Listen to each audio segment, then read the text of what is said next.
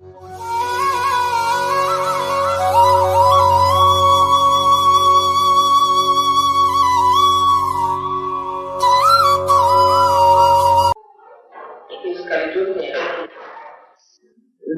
से जो काम किया जाता है उसके लिए काफी विपत्तियां और तकलीफ संकट उठाने पड़ते। हालांकि सबसे बड़ा समाधान यह है कि हम लोग ईमानदार हैं और सहयोग में एक बात जाननी चाहिए कि जो चीज जिस वक्त बननी है उस वक्त जरूर बन जाएगी, उसमें रुकावट नहीं हो सकती। अगर कोई रुकावट हुई है तो जरूरी थी, अगर समय उसमें ज्यादा लग गया या कम लग गया, रुपया अधिक लगा या कम लगा, ये सब जरूरी था। इसलिए किसी भी चीज में दोष निकालना नहीं चाहिए, लेकिन उसका आनंद पूरा प्राप्त करना चाहिए।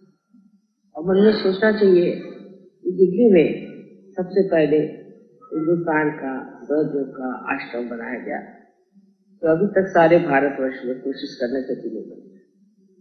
ये कोशिश 18 साल से हो रही थी और आज ये आश्रम मुझे बड़ा आनंद। इसका पूरा उत्तरदायित्व आप लोगों ने लिया था और सारा श्रम आपने किया, और इसलिए इसका श्रेय भी, सारा क्रेडिट भी आप ही।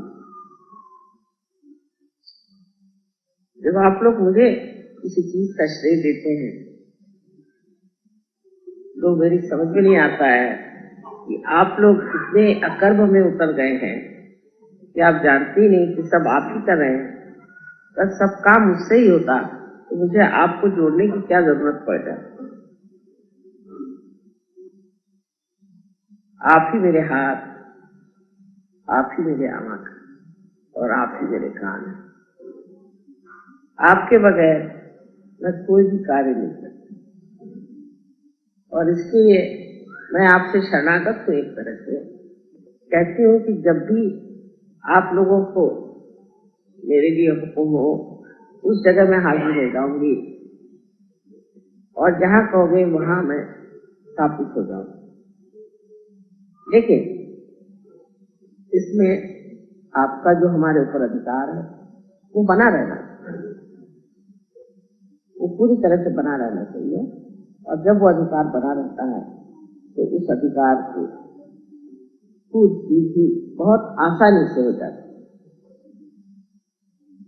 अब मुझे तो पता नहीं मैंने इससे कितना रुपया दिया कि क्या दिया, ये तो सारा सहयोगियों का रुपया मेरे जेब से तो मैंने पैसा नहीं दिया, लेकिन मैं अपने जेब से भी देना चाहती हूँ, क्योंकि मेरे लिए भी तो आप यहाँ कमरा बना रहे हैं, तो सब थोड़ा सा तो कुछ मुझे भी पैसा देना। आप लोग तो बना ही रहे हैं, लेकिन मुझे भी कुछ देना चाहिए।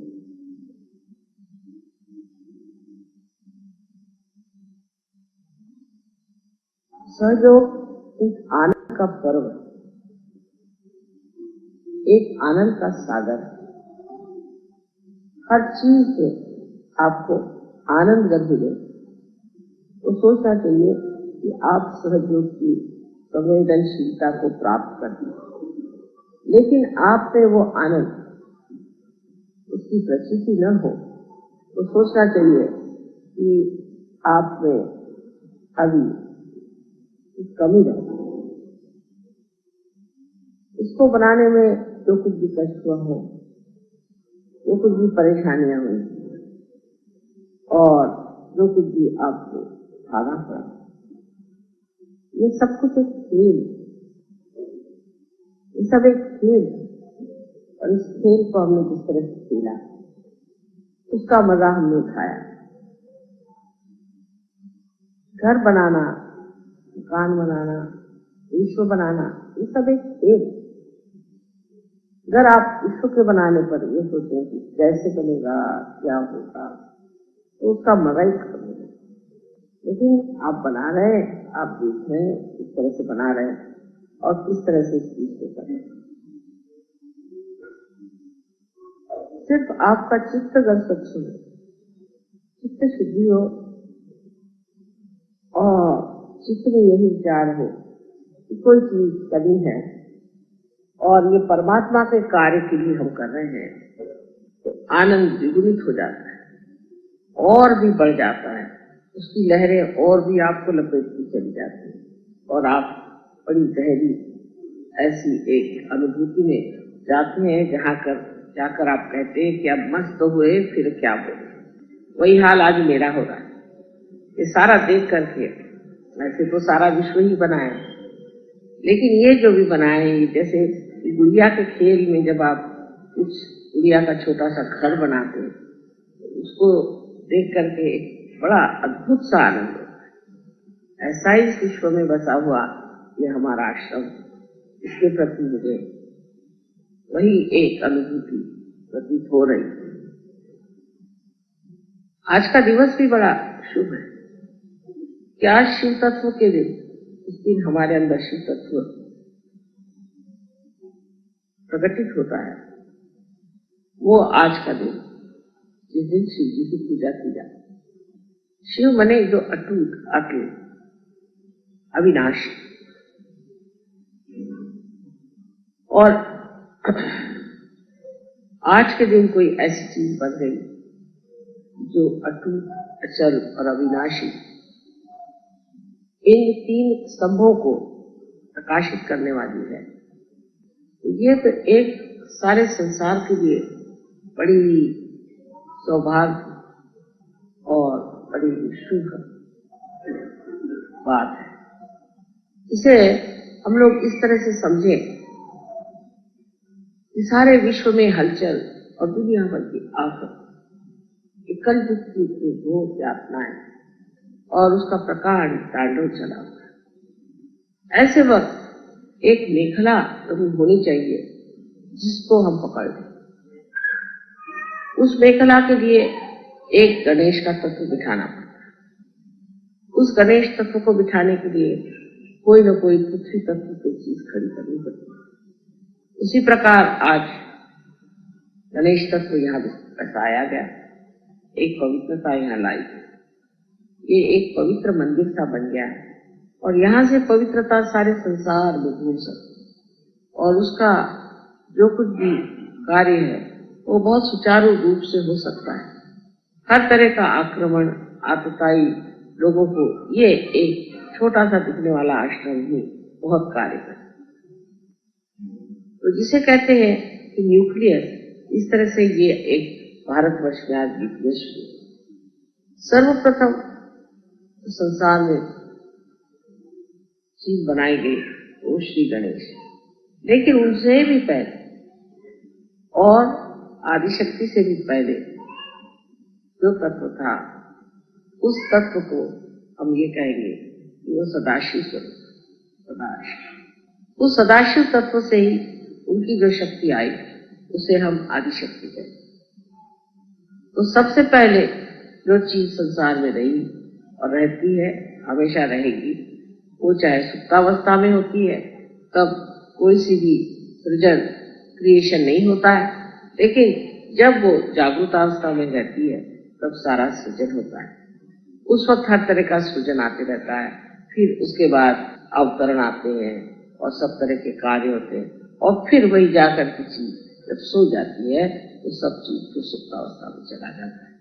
ये जो सुप्तावस्था में जाने की स्थिति है, उस स्थिति से पहले ही हम लोगों को उस जागरण में उतरना चाहिए जो शिव तत्व है।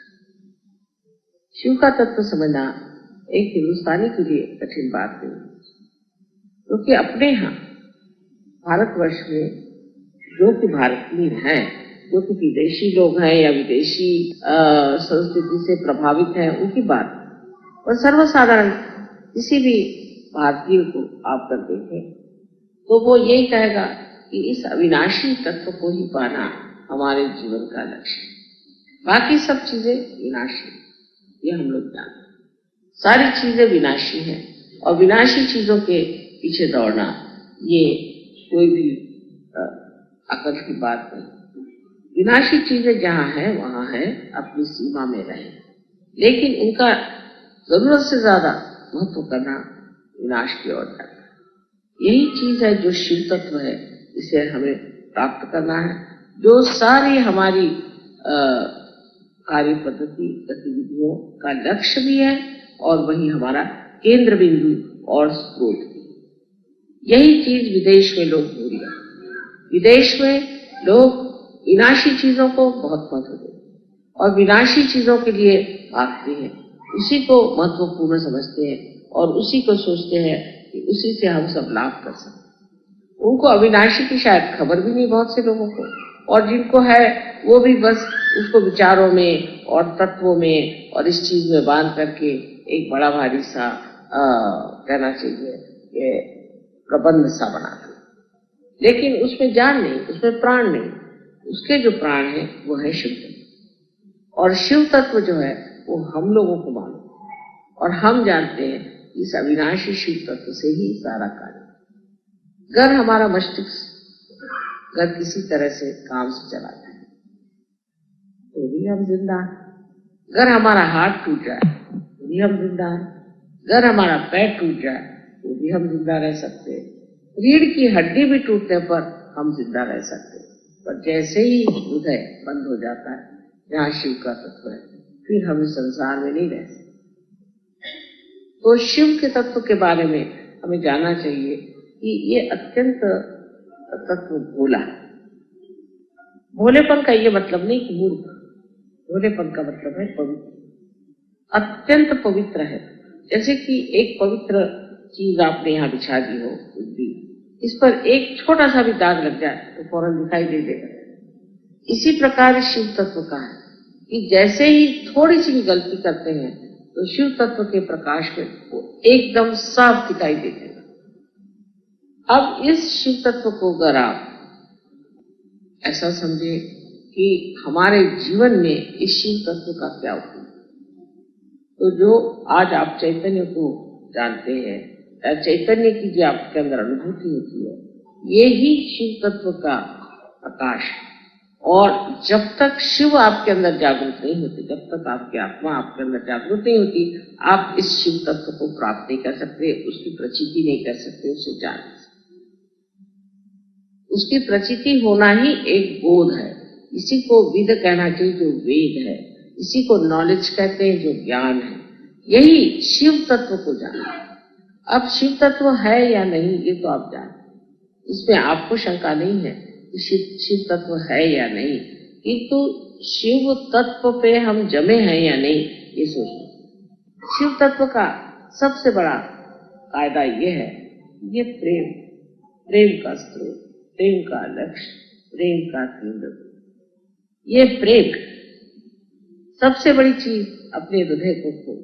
शिव तत्व को अपने में समाने का मतलब है अपने हृदय को खोल, हृदय को खोल करके बिल्कुल खुली तबीयत से रहना। इसके विरोध में क्या क्या चीजें बैठती है वो हमें देखना। इसके विरोध में जब हमें एक तो स्वार्थ, मैं, ममत्व, मैं, मेरा पति, मेरे बच्चे, मेरा घर, जहां ममत्व शुरू हुआ वहां शिव तत्व खत्म होने लगा। अब शिव जी को देखिए कहाँ रहते, कैलाश पर, जहाँ कोई भी नहीं रह सकता, वहां बसे हुए। कपड़े क्या पहनते हो तो आप जानती हैं, अलंकार उनके क्या है, जिस बस्ती में वो पहनते हैं वो भी आप जानते हैं, लेकिन उनको कोई आराम की जरूरत है।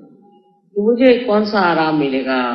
हम लोग पहले सोचते हैं भाई वहां जा रहे हैं तो वो कितने स्टार होटल है, वहाँ क्या इंतजाम होगा, वहाँ ये चीज ठीक होगी या नहीं होगी, वहाँ किस तरह से रहने को मिलेगा, वहाँ कौन सा इंतजाम होगा और किस तरह से खाना होगा, वो इस चीज की परवाह है। शिव तत्व वालों का पहली पहचान है वो मस्ती में कहीं भी रह सकते। आप उनको जंगल में सुला दीजिए तो जंगल में आराम से, महलों में रख दीजिए तो महलों में आराम है। जहाँ है वहां वो शिव है, उससे ऊंची कोई चीज है ही नहीं जिसका वो आनंद उठा सके, क्योंकि स्वयं आनंदमय होने की वजह से। और किस चीज से आनंद उठाना, बाकी तो सब कचरा ही है। जो असली परम चीज है वो उन्होंने पाई है अपने अंदर में, शिव, और उस शिव के आनंद में ही वो पूरी तरह से जमे हुए हैं। तो उनके लिए ऐसी कौन सी विशेष चीज होगी जो उनको दबा सकेगी या उनको मोहित कर सकेगी? ऐसी कोई सी भी चीज उनके लिए नहीं। इसी से आप जान सकते हैं कि अगर हमारे अंदर शिव तत्व चलाता है तो पहले तो हम ऐसे इंसान हो जाते हैं जिसे कहते हैं अवलिया। माने आप कहीं भी सो लीजिए, आप कहीं भी बैठ लीजिए, कहीं भी खाना खा लीजिए, किसी वक्त भी खाना खा लीजिए, कितना टाइम है सो लें, और ये घड़ी जो है ये बंद हो जाती है, क्योंकि आप कालातीत हो। किस वक्त जाना, किस वक्त आना, किस वक्त क्या करना, उसका विचार ही नहीं रहता। सब ये कि हो रहा है, जो भी चल रहा है ठीक है, अभी यहाँ बैठे तो यहाँ बैठ गए, कल कहीं तो वहां जाके बैठ जाए।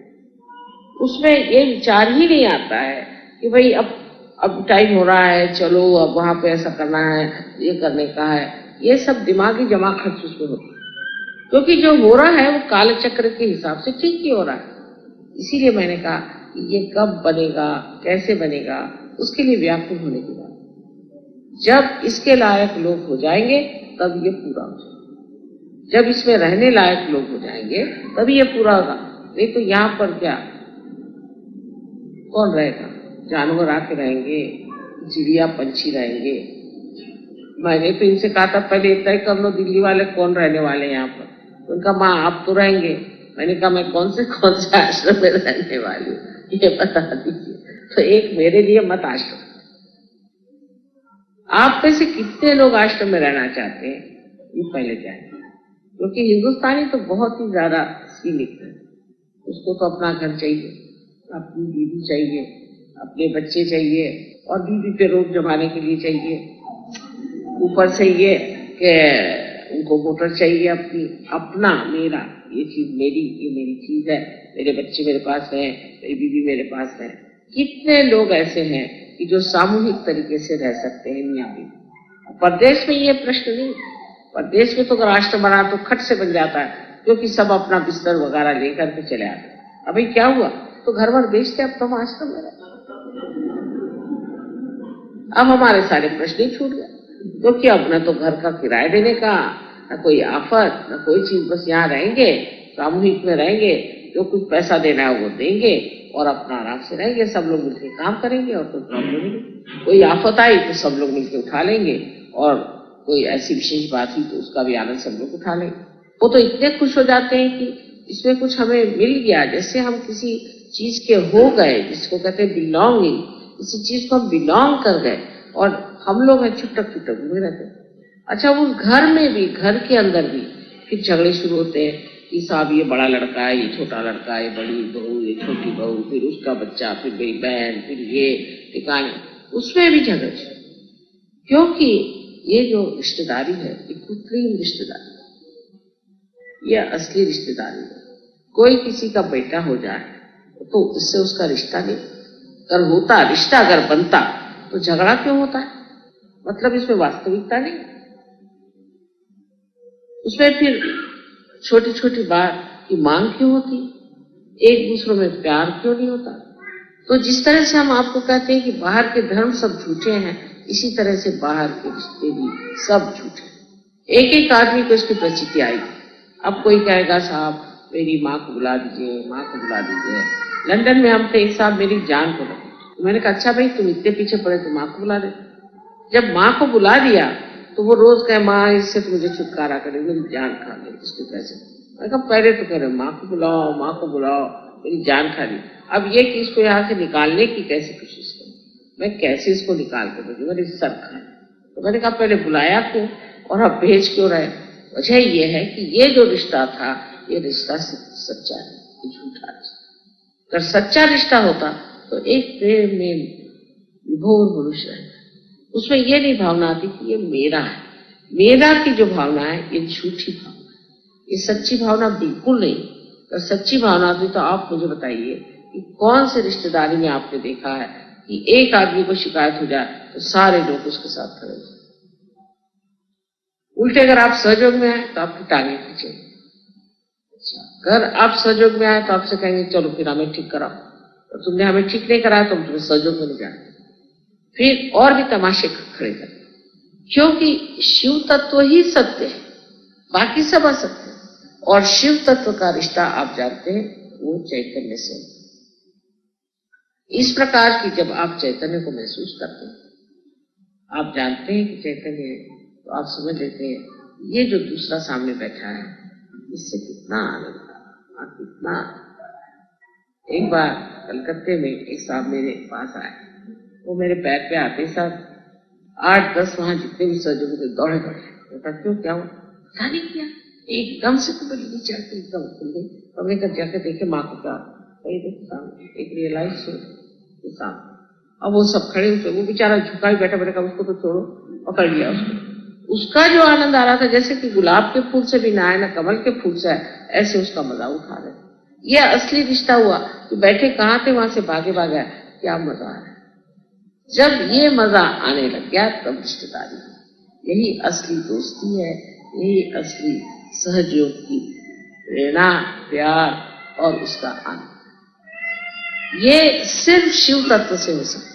अगर आपके अंदर शिव तत्व है तो आप आपस में झगड़ ही नहीं सकते। आपने गणों को देखा है कि गण कैसे होते हैं कि वो एक इशारे पे कठिन से कठिन काम सब लोग मिलकर करने लग जाते। कठिन से कठिन बात हो उसमें सब जुट करके करने लग जाते। लेकिन अगर हमारे यहाँ शिव तत्व की जब पूर्ण प्रणाली शुरू हो जाती है, मैंने देखा है कि अगर समझ लीजिए कोई चीज अमेरिका में हो गई तो सारे सहयोग उधर दौड़ पड़े, कोई घटना ऑस्ट्रेलिया में हो गई तो सबका चित्त वहां दौड़ गया। इतनी बड़ी बात है। लेकिन सबसे पहले इसमें हमें जाना चाहिए क्या हम शिव तत्व में स्थित हैं।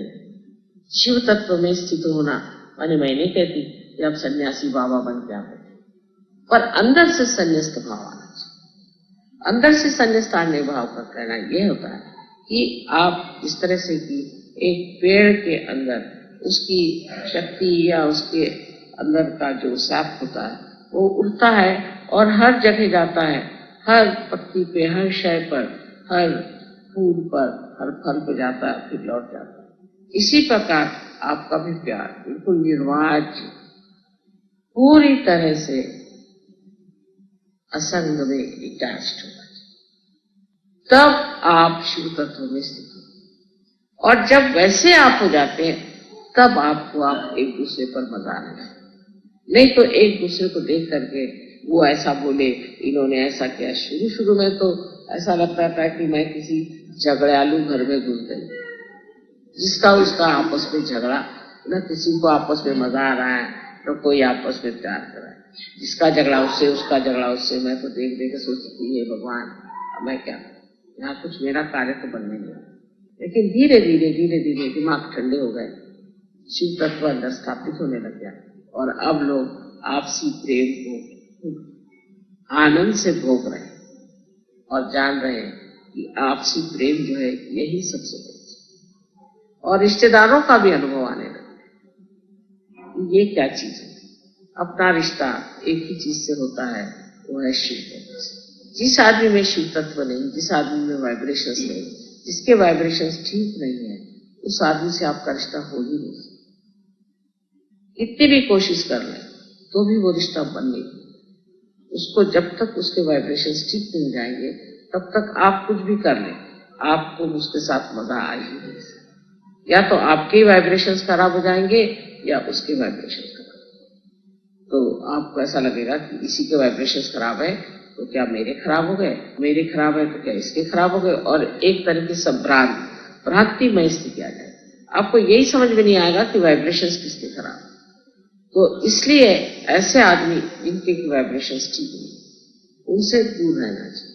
उसमें कोई किसी को बुरा नहीं मानना चाहिए, उसमें दोनों का लाभ है। अगर आपके अंदर शिव तत्व जागरूक है तो आप उनसे अलिप्त रहें। इसका मतलब ये नहीं कि आप उनको दुखकारी या बुरा कहें, लेकिन उनका भी शिव तत्व ठीक करना चाहिए और उनसे भी कहना चाहिए कि आप अपना शिव तत्व को ठीक। क्योंकि अगर ऐसे लोग बीच में आ जाए तो उसमें कभी भी आनंद नहीं आ सकता। जैसे कि कोई कहे कि दूध में आप दही डाल दीजिए, क्या आ गया, सब तो डिटैच्ड ही है, ऐसा तो होता नहीं। दूध में आपने दही डाल दिया तो दही हो जाए। आप कितनी भी कुछ थ्योरी लगाओ, उस थ्योरी का काम नहीं। उसके सामने जाके प्रार्थना करो, नमस्कार करो, कुछ करो, दूध में आपने दही डाल दिया और जिन लोगों के वाइब्रेशंस खराब है उनको पूरी तरह से गाइडेंस देना चाहिए, तुम्हारे वाइब्रेशंस ठीक हो जाएंगे, वो सब ठीक हो जाएगा। और तो आपकी शांति और आपके शिव तत्व से वो देख के कहेंगे हाँ ठीक है, ये आदमी कितना शांति में बैठा है, मैं भी ऐसी शांति में क्यों न बैठूं, इस शांति को मैं क्यों न, उसका क्यों न मैं उसका उपभोग। इस तरह का आपका जीवन उस शांति में, सादगी में, प्रेममय में जब घुस जाएगा तो दूसरे लोग जिनके वाइब्रेशंस ठीक नहीं, जो अभी इतने बैठे नहीं है सहयोग में, वो धीरे धीरे बैठेंगे। लेकिन सबको यही कोशिश करनी चाहिए कि हमारा हित का है, हमारा हित इस तरह से पागल जैसे घूमने में और भटकने में नहीं, उस अविनाशी चीज को प्राप्त करना ही हमारे जीवन का लक्ष्य है। हम इसीलिए सहयोग में भी आए, और सहयोग में आकर के हम अगर आधे अधूरे रह गए तो क्या फायदा, हमने क्या प्राप्त किया। उसने हम जिस रास्ते पे आए हम पीछे में बैठ गए, मंजिल तक तो पहुंचे। इस शिव तत्व के बारे में मैंने अनेक बार बातें करी है और बताया, लेकिन दिल्ली वालों के लिए विशेष रूप से शिव तत्व की बात करनी चाहिए।